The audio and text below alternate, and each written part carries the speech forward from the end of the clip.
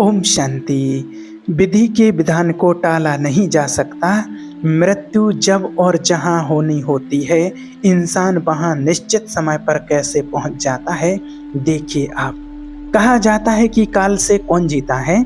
मानव जीवन में समय, परिस्थिति और स्थान बड़ी भूमिका अदा करते हैं। कई बार जो कुछ भी घटित होना होता है, उसी के अनुरूप परिस्थितियाँ बनती चली जाती हैं।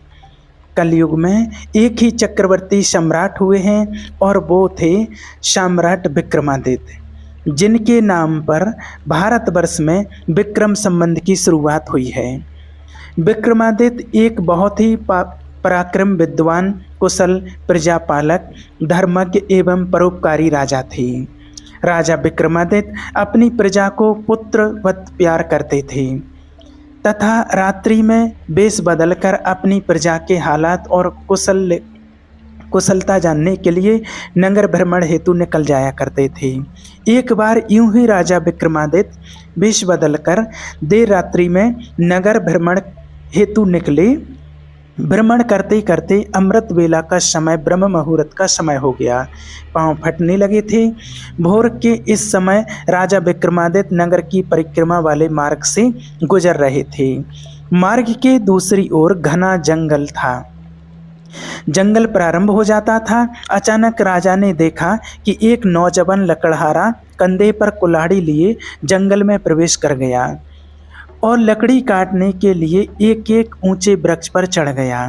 तत्काल ही राजा विक्रमादित्य ने देखा कि एक भयानक रीछ दौड़ा आया और उसी वृक्ष पर चढ़ने लगा जिस पर वह नौजवान लकड़हारा लकड़ी काट रहा था। रीछ को वृक्ष पर चढ़ते हुए देखकर राजा को बड़ा अचंभा हुआ, क्योंकि रीछ तो वृक्ष पर कभी नहीं चढ़ सकता। उस नौजवान लकड़हारे ने जब रीछ को अपनी ओर आते देखा तो उसके हाथ पांव फूल गए। भय के कारण उसके हाथ से वृक्ष की टहनी छूट गई और पृथ्वी पर गिरकर उसके प्राण पखेरु उड़ गए। तब रीछ वृक्ष से नीचे उतरा और राजा के देखते ही देखते उसने एक सुंदर लड़की का रूप धारण कर लिया और जंगल के समीप ही स्थित एक कुएं की जगह अर्थात मुड़ेर पर जाकर बैठ गई। राजा दूर खड़ा कौतूहल से यह सब देख रहा था और सोच रहा था कि यह लड़की बना हुआ रीछ अब क्या करेगा। थोड़ी ही देर में राजा के दो सिपाही जो रात्रि गश्त पर थे उधर आ निकले और इत्तेफाक से दोनों सिपाही आपस में सगे भाई थे। छोटे भाई की नज़र जब कुएं के मुंडेर पर पड़ी, छोटे भाई की नज़र जब कुएं की मुंडेर पर बैठी उस सुंदर लड़की पर पड़ी तो बड़े भाई से बोला, छोटे भाई की नज़र जब कुएं की मुंडेर पर बैठी उस सुंदर लड़की पर पड़ी तो बड़े भाई से बोला, देख भाई कितनी सुंदर लड़की बैठी है, मेरा मन कर रहा है कि मैं इससे विवाह कर लूं। बड़ा भाई बोला, बड़े भाई के होते हुए छोटा भाई कैसे विवाह कर सकता है, बड़ा होने के नाते पहले मेरी बारी है, इसलिए इससे विवाह तो मैं ही करूँगा। तब छोटा भाई बोला, इससे पहले मैंने देखा है, इसलिए इससे विवाह तो मैं करूँगा। तब बड़ा भाई बोला कि हम तो व्यर्थ ही झगड़ रहे हैं, क्यों ना हम इस लड़की से ही पूछ लें। यह हम दोनों में से जिसे पसंद करेगी वही इस लड़की से विवाह कर लेगा। इस प्रकार आपस में निर्णय करके दोनों भाई उस लड़की के पास पहुँचे। बड़े भाई ने उस लड़की से प्रश्न किया कि सुंदरी, आप कौन हो और यहाँ क्या कर रही हो। वह लड़की बोली, मैं पास ही के एक गांव में रहती हूँ और अपने पति की तलाश में निकली हूँ। छोटा भाई बोला, तुम्हारा पति कहाँ है, तुम चाहो तो उसे ढूंढने में हम तुम्हारी मदद कर सकते हैं, आपकी सहायता कर सकते हैं। तब वह लड़की बोली, अभी तो मैं कुंवारी हूँ और किसी योग्य वर की तलाश में निकली हुई हूँ। तब छोटा भाई बोला, हम दोनों भाई भी अभी कुंवारे हैं, यदि तुम चाहो तो हम में से किसी एक से विवाह कर सकती हो। लड़की बोली, मैं तुम दोनों में से एक से विवाह कर लूँगी, परंतु मेरी एक शर्त है। दोनों भाई बोले, क्या शर्त है, आपकी शर्त बताइए। लड़की बोली, तुम दोनों में से जो भी अधिक बहादुर होगा, बलवान होगा, मैं उसी से विवाह करूंगी। इतना सुनते ही दोनों भाई स्वयं को एक दूसरे से श्रेष्ठ सिद्ध करने की इच्छा रखते हुए आपस में युद्ध करने लगे। दोनों भाई लड़ते लड़ते दोनों भाइयों ने तलवारें निकाली और एक दूसरे के पेट में आर पार कर दी। इस प्रकार तड़प तड़प कर दोनों भाइयों ने अपने प्राण त्याग दिए। तब वह लड़की जोर से हंसी और उठ करके एक दिशा की ओर चल पड़ी। यह लड़की छलावा अब क्या करेगी, ऐसा सोचते हुए सम्राट विक्रमादित्य भी थोड़ी थोड़ी दूरी रखते हुए उस लड़की के पीछे पीछे चलने लगे। देख रहे थे कि आखिर ये क्या करने वाली है। अब तक सूर्य भगवान भी पूर्ण रूप से उदय हो चुके थे, परंतु सम्राट विक्रमादित्य एक रीछ के वृक्ष पर चढ़ने और फिर एक सुंदर लड़की का रूप बदलने की विचित्र घटना अपनी आंखों से देखकर अपनी सुध-बुध बिल्कुल खो बैठे थे। उन्हें समझ में नहीं आ रहा था कि हो क्या रहा है। उन्हें भूख पाट और राजपाट के लिए कोई भी ध्यान न रहा। ध्यान रहा तो सिर्फ उन रहस्य के बारे में सोचने की जिज्ञासा, वो सुंदर लड़की कौन है। आखिर वो लड़की का सावधानी पूर्वक दूरी बनाकर पीछे पीछे चलते चलते लगभग 200 कदम आगे चलने के बाद राजा विक्रमादित्य के विस्मय की सीमा न रही, क्योंकि राजा विक्रमादित्य के देखते ही देखते एकाएक वही सुंदर लड़की अब एक लड़की नहीं रही थी, अब तो एक जहरीले नाग का रूप धारण कर चुकी थी। वह जहरीला नाग अब बड़ी तेजी से आगे बढ़ने लगा। कुछ दूर आगे चलकर एक नदी बह रही थी। वहां भयानक जहरीला नाग नदी किनारे पर पहुंचकर कुछ क्षण के लिए वहां रुक गया और राजा के देखते ही देखते वो जहरीला सर्प नदी में कूद गया और नदी के बीचों बीच एक नाव चल रही थी जिसमें 25-30 लोग सवार थे। वह जहरीला नाग उस नाव की तरफ दौड़ दौड़ के बढ़ने लगा। सम्राट विक्रमादित्य जी भी किनारे पर खड़े हुए सब कुछ देख रहे थे। देखते ही देखते वो जो जहरीला नाग था वो उस नाव में कूद गया जो नाव नदी में चल रही थी, और नाव पर नजर पड़ते ही सांप गिरते ही उन नाव में भगदड़ मच गई।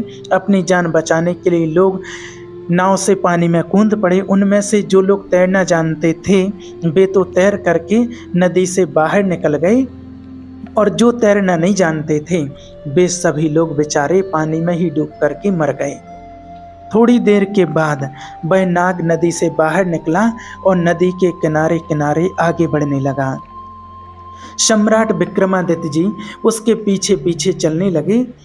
कुछ दूर जाकर के राजा विक्रमादित्य को एक बार फिर आश्चर्यचकित होना पड़ा, क्योंकि उस नाग ने अब एक बार फिर अपना रूप बदला।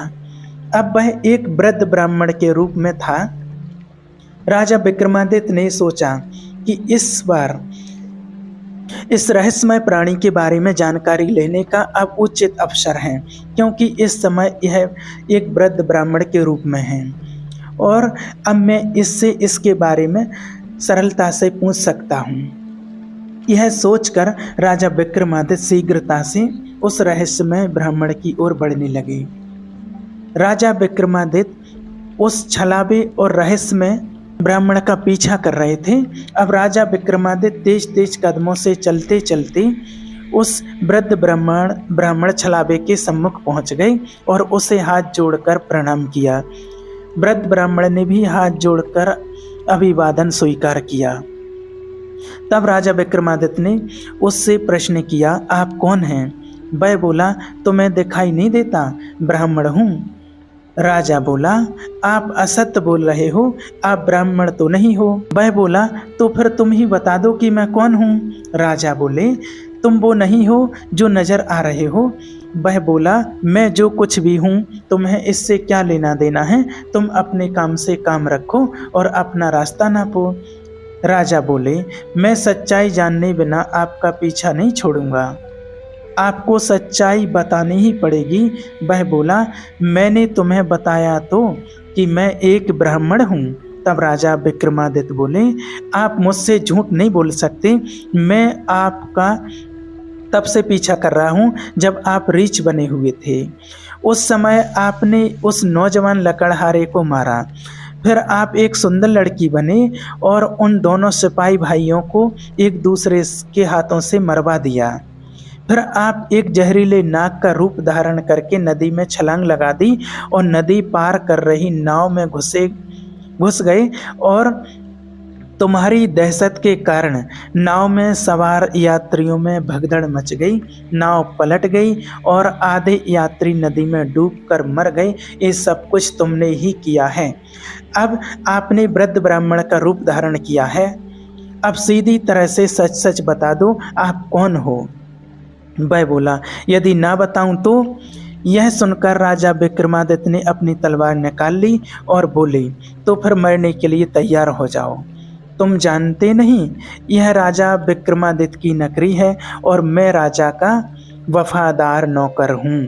इस धर्मात्मा राजा की नगरी में इतने लोगों की जान लेकर तुम जीवित बचकर नहीं जा सकते। अब मरने से पहले जल्दी से ये बता दो कि तुम कौन हो।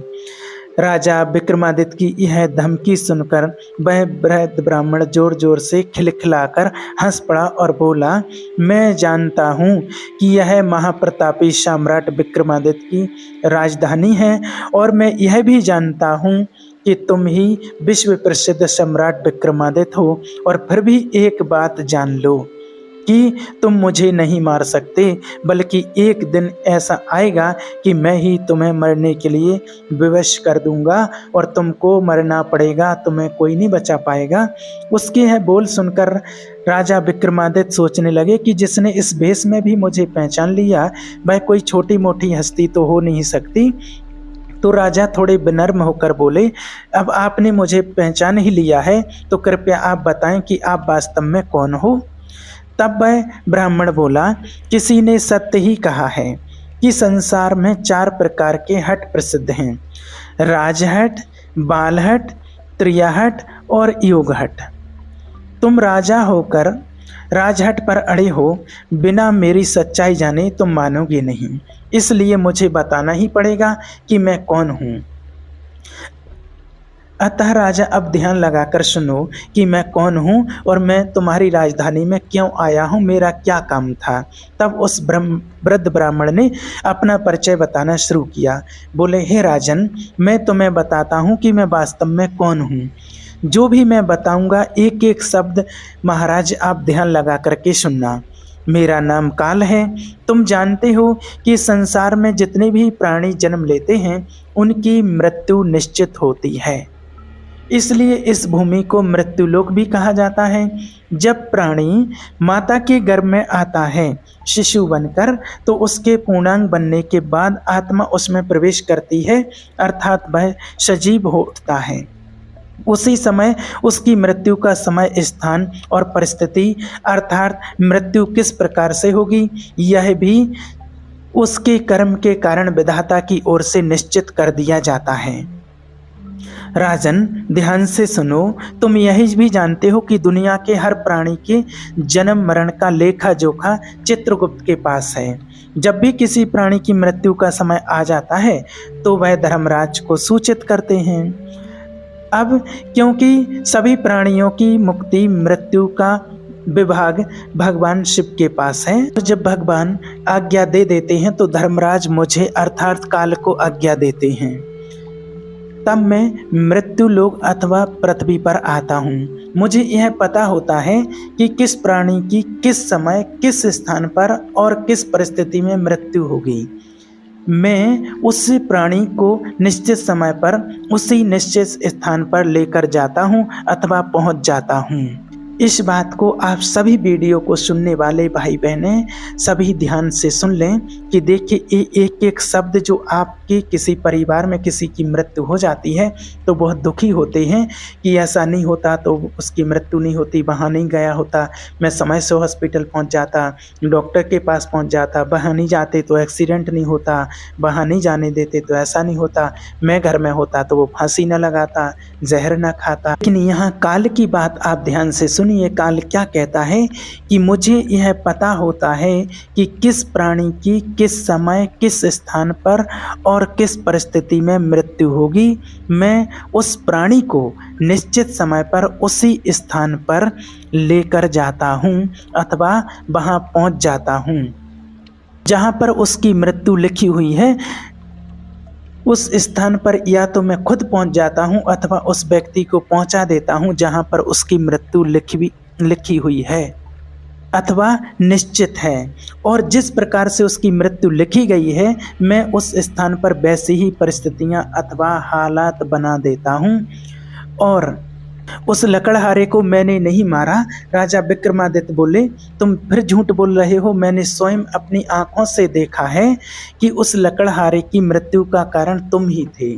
वृद्ध ब्राह्मण बोला, बेशक कारण मैं बना था, लेकिन सांसारिक लोग तो यही समझते हैं कि लकड़हारे की मृत्यु वृक्ष से गिरकर हुई और फिर मुझे तो मृत्युदेव धर्मराज के आदेश का पालन करना ही पड़ता है। उसकी मृत्यु वृक्ष पर से गिरने के कारण लिखी गई थी, इसलिए मैंने रीछ बनकर वैसे ही परिस्थितियां व हालात पैदा कर दिए। नहीं तो जरा सोचो, यदि असली रीछ होता तो क्या कभी पेड़ पर चढ़ पाता? कदापि नहीं। परंतु वह तो मैं था और मेरे लिए तो कुछ भी असंभव नहीं है। दुनिया में कुछ भी असंभव नहीं है। और उन सिपाहियों भाइयों की बात करें तो उनको भी मैंने नहीं मारा। उनकी मृत्यु एक दूसरे के हाथों से लिखी थी अतः उनके लिए मुझे सुंदर लड़की बनना पड़ा। नाव में सवार कुछ लोगों की मृत्यु पानी में डूबने से लिखी थी, इसलिए इसके लिए मुझे भयानक नाग का रूप धारण करना पड़ा। हे राजन, मुझे लगता है कि अब तो आप अच्छी तरह से समझ गए होंगे कि मैं कौन हूँ और तुम्हारी नगरी में क्यों आया था, और यह भी समझ गए होंगे कि समय, स्थान और परिस्थिति की सांसारिक प्राणी के जीवन में कितनी बड़ी भूमिका होती है। राजा विक्रमादित्य ने वृद्ध ब्राह्मण रूप काल की बात बड़े ध्यान से सुनी और गंभीर हो गए।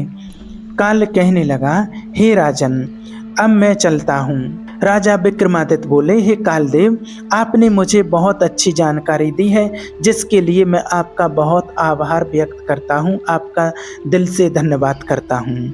लेकिन कृपया जाने से पहले मेरे एक और प्रश्न का उत्तर देते जाइए। कालदेव बोले, पूछो, क्या पूछना चाहते हो? शीघ्र पूछो, मेरे पास इतना समय नहीं है।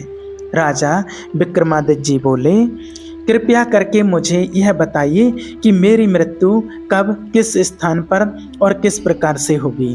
कालदेव बोले, हे राजन, मैं यह बता सकता हूँ कि तुम्हारी मृत्यु कहाँ और किस प्रकार से होगी, परंतु यह नहीं बता सकता कि तुम्हारी मृत्यु कब होगी। राजा विक्रमादित्य जी बोले, हे कालदेव, मृत्यु का समय बताने में आपको क्या आपत्ति है? कालदेव बोले, हे राजन, यदि मैंने पहले से ही आपको मृत्यु का समय बता दिया तो इसी क्षण से आप चिंताग्रस्त हो जाओगे, और आप तो जानते ही हो कि चिंता चिता समान होती है। अभी तो आपको अपने शासनकाल में बहुत से शुभ और जन कल्याण के कार्य करने हैं। राजा विक्रमादित्य बोले, चलो समय ना सही, यह तो बता दो कि मेरी मृत्यु कहाँ और कैसे होगी। कालदेव बोले, सुनो राजन, तुम्हारी मृत्यु तुम्हारे ही महल में सीढ़ियों पर से पांव फिसलने के कारण से होगी। इतनी बात सम्राट विक्रमादित्य को बताकर वृद्ध ब्राह्मण काल रूपी शीघ्रता से एक दिशा की ओर चल पड़े और कुछ दूर जाकर विलुप्त हो गए। इस वक्त तक सूर्य भगवान भी पूर्ण रूप से अस्त हो चुके थे। चारों तरफ अंधकार छा गया था। राजा विक्रमादित्य अब तक शारीरिक और मानसिक रूप से थक चुके थे, अतः मन में गहन सोच विचार लिए हुए तेज कदमों से अपने महल की ओर प्रस्थान कर रहे थे। और आगे चलकर सचमुच में ऐसा ही हुआ। राजा विक्रमादित्य की मृत्यु अपने महल की सीढ़ियों से फिसलकर गिरने से ही हुई थी। इसलिए देखिए, कहने का भाव सत्य घटना से कि यही पता चलता है कि जिसकी मृत्यु जिस समय जिस परिस्थिति में लिखी है, उसकी वैसी ही परिस्थिति में वहाँ मृत्यु होती है। इसमें किसी का कोई दोष नहीं होता है, सबको अपने अपने कर्मों का फल मिलता है। इसलिए आप चिंतित ना हो। आज का ये टॉपिक इसीलिए लिया है क्योंकि बहुत से लोगों के प्रश्न हैं कि हमारे साथ ऐसा क्यों हुआ, हमारे परिवार के साथ ऐसा क्यों हुआ। तो आप इसको सुन करके आपको अपनी समस्या का समाधान मिल जाएगा, अपने प्रश्नों का जवाब मिल जाएगा। ओम शांति।